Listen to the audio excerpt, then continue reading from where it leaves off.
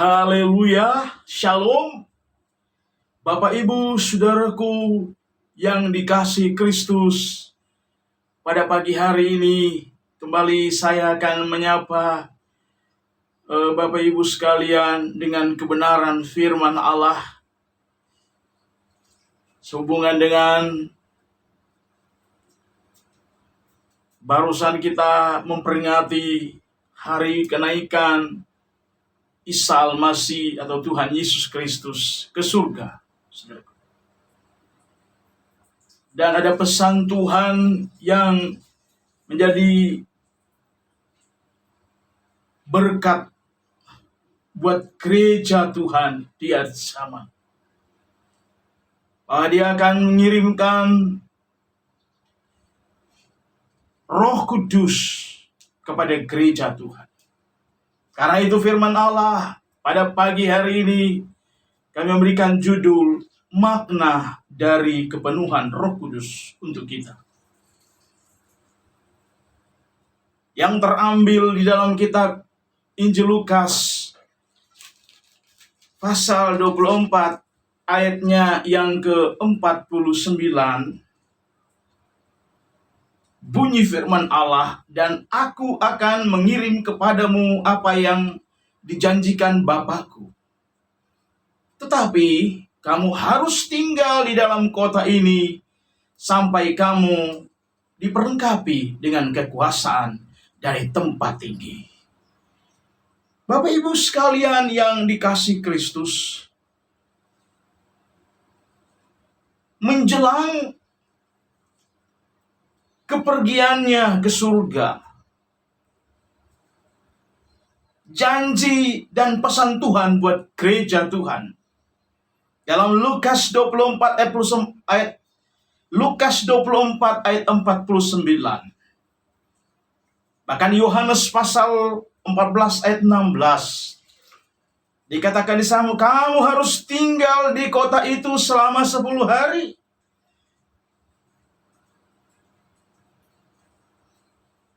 Dalam persekutuan di kamar loteng Yerusalem. Saudaraku, untuk apa? Alkitab memberi penjelasan secara terperinci. Ada janji Bapa kepada kita umat-umat Allah. Yang dikenal dengan hari ketuangan Roh Kudus, atau yang dikenal dengan hari Pentakosta. Saudaraku, dalam Kisah pasal 2 ayat 1-4, di mana hari Pentakosta merupakan hari raya terbesar kedua dalam tarik Yahudi. Peristiwa ini merupakan perayaan penuaian setelah panen gandum, ketika hulu hasil dipersembahkan kepada Allah. Dikutip dalam Imamat pasal 23 ayat 17. Demikian pula hari Pentakosta bagi gereja adalah melambangkan awal penuaian bagi jiwa-jiwa oleh Allah di dalam dunia ini. Pertanyaannya datang kepada kita, apakah makna dari kepenuhan Roh pada hari Pentakosta?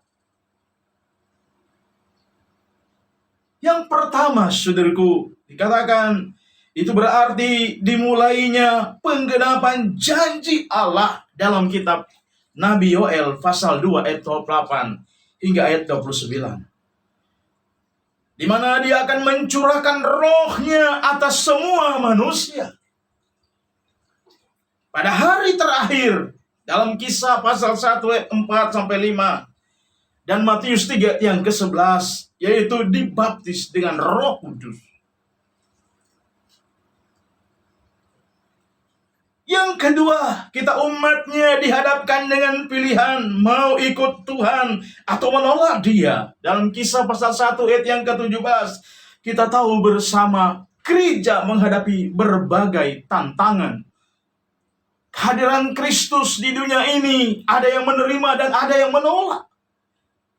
Bahkan berbagai tekanan datang dari bangsa Yahudi sendiri, dari para penganut Saduk, penganut Farisi ahli Taurat, penganut Herodian.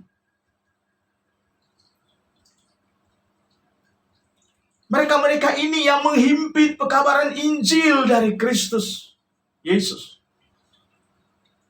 Sehingga tidak heran kita umat-umat Allah dihadapkan dengan pilihan mau ikut Tuhan atau menolak Dia sebagai Tuhan. Sebagaimana dikatakan dalam kitab Kisah Rasul 1 ayat 17. Ditulis dalam kitab suci untuk mewarning gereja Tuhan. Memperingatkan gereja Tuhan supaya gereja Tuhan serius, umat-umat Allah serius dalam mengiring Tuhan. Jangan seperti Yudas yang menolak Dia, mengkhianati Dia sebagai Tuhan. Dalam Ibrani pasal 1 ayat yang kedua, dalam 1 Petrus pasal 1 ayat yang ke-20, di mana dikatakan semua orang diperhadapkan dengan tantangan menerima atau menolak Kristus Yesus. Saudaraku, bahkan dalam Matius 3 ayat yang kedua dan Kisah Rasul 3:19, saudaraku, dijelaskan secara terperinci di sana. Yang ketiga, apa maksudnya untuk kita diperlengkapi dengan kuasa dari tempat yang maha tinggi itu? Apa maksudnya untuk kita diperlengkapi dengan kuasa Roh Kudus itu? Supaya kita dapat bersaksi dengan leluasa, saudariku. Tanpa ada rasa takut. Tetapi dengan penuh keberanian memberitakan Injil Kristus. Untuk menginsafkan tentang dosa, kebenaran Allah dan penghakiman sehingga mereka berbalik dari dosa kepada keselamatan di dalam Kristus. Itu ditulis dalam Injil Lukas 24 ayat 49 dan Kisah 1 ayat yang ke-8. Dan Kisah 4 ayat 13 dan 33. Di sana dijelaskan bahwa tujuan kita diperlengkapi dengan kuasa Roh Kudus supaya kita dapat bersaksi dengan luas. Kita diberi keberanian untuk mewartakan kebenaran Injil Kristus. Injil yang penuh dengan api roh, mengubah segala sesuatu. Saudaraku, bagaimana Roh Kudus berkarya di kehidupan para rasul-rasulnya. Saudaraku, mereka mengubah kondisi dan keadaan. Orang-orang yang hidup terpuruk, saudara, mereka yang lemah dikuatkan oleh Tuhan. Mereka yang bimbang diberi ketetapan oleh Tuhan. Mereka yang sakit dipulihkan. Mereka yang buta melihat. Mereka yang timpang berjalan, saudara. Bahkan penyakit apa saja, jika karya Roh Kudus mendampingi hamba-hamba Allah, mendampingi para rasul-rasulnya, mendampingi gereja Tuhan, api Roh Kudus itu, saudaraku, membakar semangat umat-umat Allah, membakar semangat hamba-hamba Allah untuk mengubah kondisi dan keadaan. Dari minus, orang berkata tidak mungkin mengalami kesembuhan, tapi oleh karena Roh Kudus, ada banyak orang yang dipulihkan. Haleluya. Saudaraku yang dikasihi Tuhan. Yang keempat, Roh Kudus menyatakan sifatnya, di mana memperlengkapi kita supaya kita memiliki kerinduan yang besar, semangat yang baru, saudaraku, supaya api rohnya menyala-nyala dalam kita sebagai umat-umat Allah. Saudaraku, dengan maksud supaya berbagai karunia-karunia yang akan mendampingi gereja Tuhan dalam kitab 1 Korintus 12 ayat 6 sampai 11 mendampingi umat-umat Allah, mendampingi hamba-hamba Allah, sesuai dengan talenta yang Tuhan beri, saudaraku, dan karunia Roh Kudus yang diberikan kepada kita. Terlebih ada karunia-karunia yang diberikan oleh Tuhan untuk mendampingi kehidupan kita, untuk kita beraktivitas dalam dunia ini. Haleluya. Kita tahu bersama api rohnya menyala dalam hidup kita, serta memberi karunia yang dahsyat kepada kita.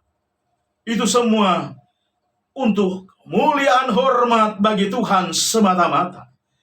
Pertanyaan datang lagi kepada kita.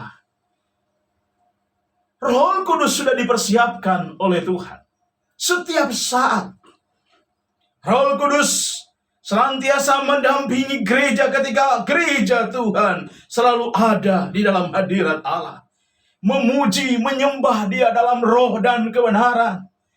Setiap saat menyanyi, memuliakan Tuhan, menari dalam roh, haleluya, menyembah Dia setiap saat, menghadirkan hadiratnya di dalam peribadatan, haleluya.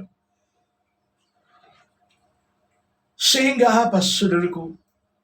Karunia-karunia yang diberikan oleh Tuhan kepada masing-masing kita hamba-hamba Allah dan umat-umat Allah, didampingi oleh kuasa Roh Kudus, sehingga kita melakukan segala sesuatu yang menyukakan, menyenangkan hati Bapa. Haleluya.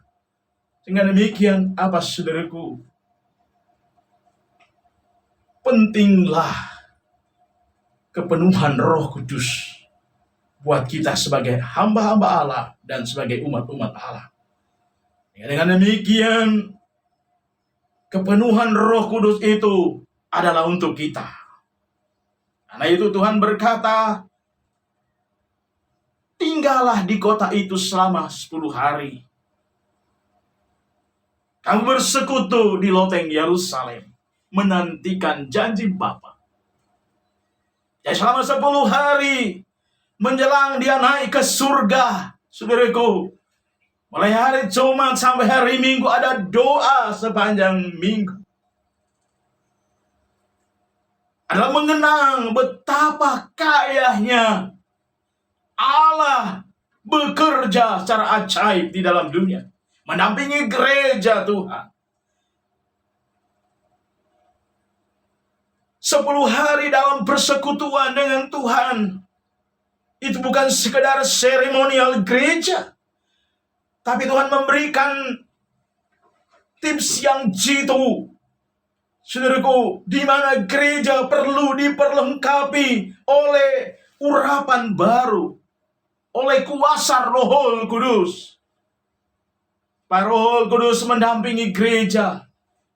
Nah, Tuhan tahu bahwa gereja Tuhan atau umat-umat Allah lemah dalam menghadapi berbagai tekanan. Tetapi kalau Roh Kudus mendampingi kehidupan kita, diberi kemampuan yang sangat jitu untuk menjalani hidup di tengah-tengah dunia yang penuh dengan tantangan ini. Kita hidup berjalan bersama-sama dengan Tuhan. Ada kekuatan baru Dia beri dalam hidup kita. Karena itu firman Allah berkata di dalam kitab Lukas 24 ayatnya yang ke-49 tadi, dikatakan, kamu harus tinggal di kota itu selama 10 hari. Jadi Tuhan memberikan teladan, saudaraku, bahwa menjelang kenaikannya dari bumi menuju surga, gereja harus menantikan janjinya. Janjinya apa tadi? Adalah pencurahan Roh Kudus. Dengan pencurahan Roh Kudus itu mendampingi kehidupan di gereja Tuhan, supaya gereja Tuhan di hari zaman ada di dalam dunia ini berjalan secara maksimal. Haleluya. Dan saya percaya ada banyak jiwa-jiwa yang lapar dan haus akan kebenaran Allah. Ada pengurapan baru dari surga menjangkau kehidupan mereka. Firman yang penuh dengan api roh itu mengubah segala-galanya. Dari minus menjadi plus. Dari tidak mungkin menjadi mungkin, saudaraku. Itulah maksud dan tujuan gereja menantikan kepenuhan Roh Kudus. Dan Roh Kudus juga mendampingi gereja Tuhan menjongsong hari kiamat tiba. Gereja perlu penuh dengan Roh Kudus. Tanpa dipenuhi dengan Roh Kudus, umat-umat Allah akan ketinggalan di bumi, saudaraku. Tapi dengan kepenuhan Roh Kudus, dipenuhi dengan Roh Kudus, didampingi oleh Roh Kudus, kita umat-umat Allah bersiap diri menjelang kedatangan Tuhan pada kali yang kedua. Kita tidak ketinggalan. Kita dibimbing oleh Roh Kudus, dipimpin oleh Roh Kudus ke angkasa untuk berjumpa dengan Sang Putra. Itulah Kristus Yesus Tuhan. Dialah juru selamat kita. Dialah juru selamat dunia. Karena itu, kalau saudara-saudari, Bapak Ibu sekalian yang belum dipenuhi oleh Roh Kudus, minta supaya dipenuhi oleh Roh Kudus. Karena dengan kita dipenuhi oleh Roh Kudus, meskipun menghadapi berbagai tekanan, tantangan, hambatan, bahkan ancaman sekalipun, Roh Kudus memberikan kita kemampuan untuk menghadapi. Demikian kebenaran firman Allah yang kami bagikan pada saat pagi hari ini. Mari kita tunduk kepala, kita berdoa. Bapa yang baik, dalam nama Tuhan Yesus Kristus, kami bersyukur kepadamu.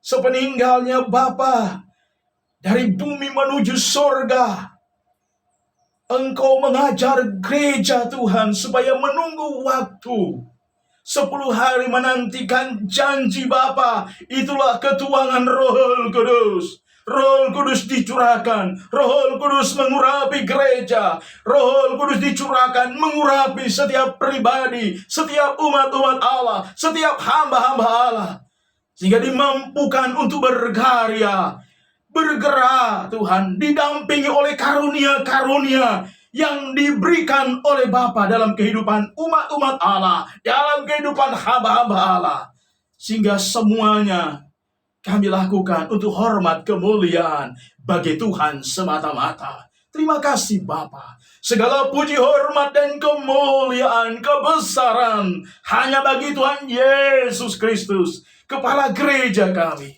Kami berdoa dan mengucap syukur. Haleluya. Haleluya. Amin. Shalom Bapak Ibu. Saudara-saudari yang dikasihi Kristus, Tuhan kiranya memberkati kita semua. Haleluya. Amin.